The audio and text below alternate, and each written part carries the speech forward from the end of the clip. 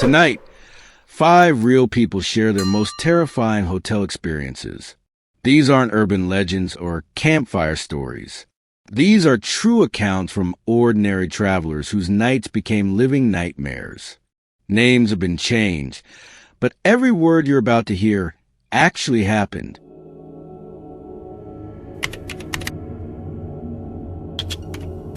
This happened to me 2 years ago.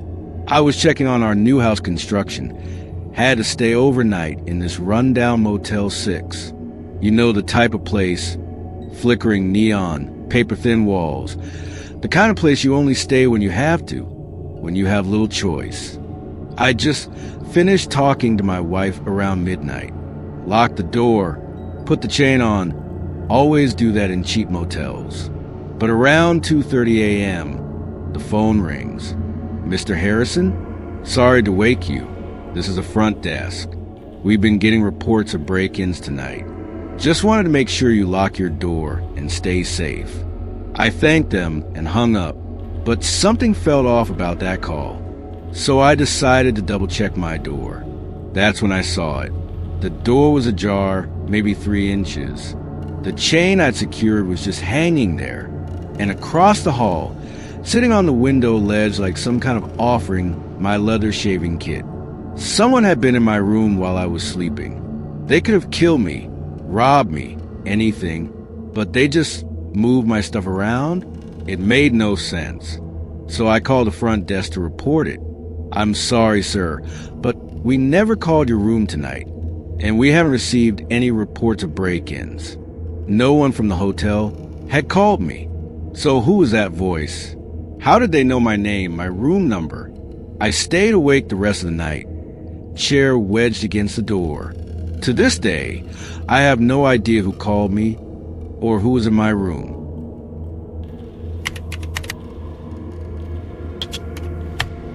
I worked security at one of Manhattan's most exclusive hotels. 3 years, graveyard shift. Thought I'd seen it all until what happened in Suite 412. It started with a frantic call from a guest. Security, my wife. She's in the bath and she's not breathing. My partner and I rushed upstairs. The husband, Marcus Davidson, was hysterical.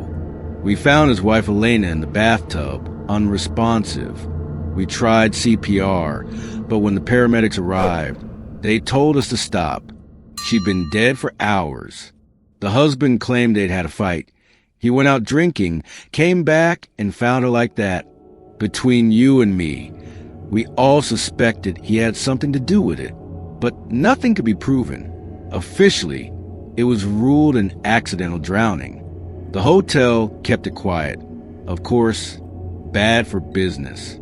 2 weeks later, we had to put the room back into service. Mrs. Collins was our first guest, a regular who always requested that specific suite.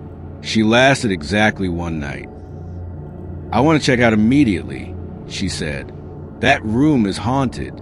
I didn't sleep a minute. Water running. Splashing sounds. The bathroom door slamming. Mrs. Collins had been staying with us for years. She wasn't the type to make things up. But here's the thing. It was not only Mrs. Collins. Every single guest who stayed in that room after Elena's death reported the same thing. Water sounds from the bathroom. Doors slamming.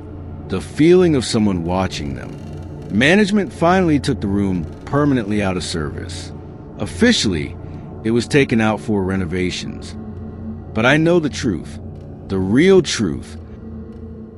Some guests never really check out. I travel a lot for work. Software development. Usually stick to my room. Order room service. Keep to myself. But this one night in Delhi, I decided to try something different. Biggest mistake I ever made. The hotel bar was empty except for the bartender. Young guy, very friendly. We got talking about Delhi, travel, the usual small talk. I was actually enjoying myself. After my second drink, I excused myself to use the restroom. Couldn't have been gone more than 2 minutes. When I came back, something was wrong with my drink. There was this white foamy rim around the top of the glass, and powder settling on the sides. What's this white stuff around my glass? I asked. Oh, that happens sometimes. The ice, he said. I've been drinking scotch for 20 years. This doesn't just happen. So I looked him straight in the eye and asked him point blank, did you put something in my drink? His reaction told me everything. The stammering, the sweating, the way his eyes wouldn't meet mine. Then I asked him to taste it. I cannot drink alcohol, sir, religious reasons. For some reason, I could not bring myself to believe that. Neither was his face convincing enough. That's when he broke. Admitted he drugged me. Said it was just to make me sleep. That there were people who paid good money for American passports and credit cards. I got out of there fast, barricaded myself in my room, called the front desk. But what proof did I have? My word against a local employee. I kept thinking, how many others? How many travelers never made it home because they trusted the wrong person with their drink? I never drink alone at hotel bars anymore. Never trust anyone I don't know.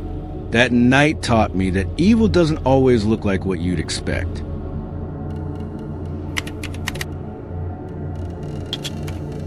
I was working the night desk at a mid-range hotel. Nothing fancy, but clean and safe. We were hosting a college baseball team that weekend. The coaches came back pretty late, clearly celebrating their win. Around 3 a.m., I heard screaming from upstairs. One of the coaches came running out of the elevator, absolutely hysterical. He fell. Williams fell.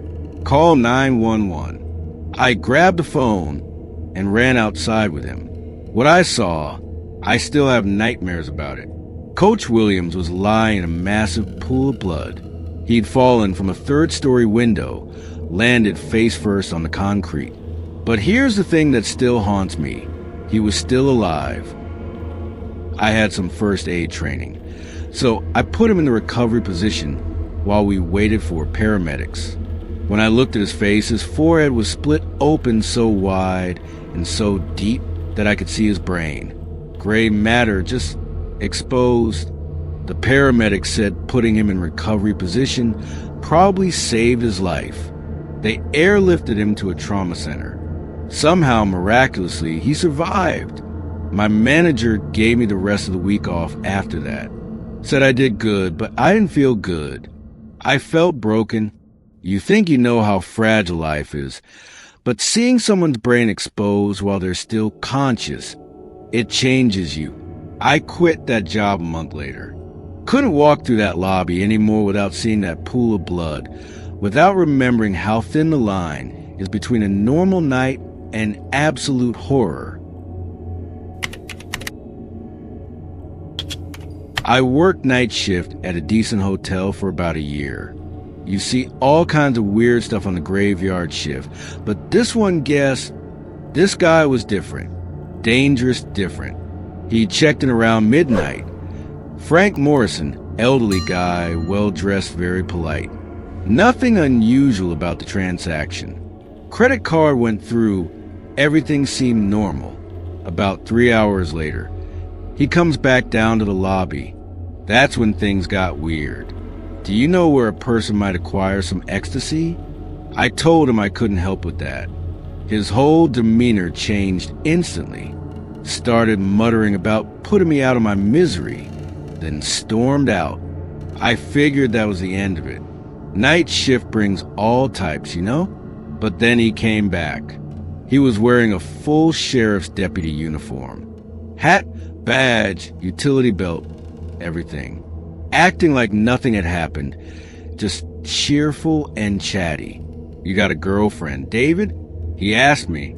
Then he launched into this whole speech about how women were evil. How prison had taught him that the best relationships were between men. He was trying to convert me or something. After he went back to his room, I got a call from County Dispatch. Turned out he'd smashed a squad car window with a brick. Stolen a taser, a uniform, and a nightstick. The police surrounded the building. When they got to his room, let's just say they found him using the stolen nightstick in ways it definitely wasn't designed for. As they were dragging him away in handcuffs, he kept shouting at me about not letting society dictate who I should love. Guy had done 8 years for beating his wife, got out, and immediately started escalating. The scary part? His credit card went through. His ID checked out. On paper, he was just a normal guest. Makes you wonder how many other Frank Morrisons are out there, just waiting for their moment. 5 real people. 5 true stories. 5 reminders that horror isn't confined to movie screens. It walks among us, checks into rooms next to ours, and sometimes it serves us drinks. The next time you check into a hotel, remember their stories. Lock your door twice. Don't accept drinks from strangers. Trust your instincts. And remember, in the hospitality business, not every guest checks out the same person they were when they checked in.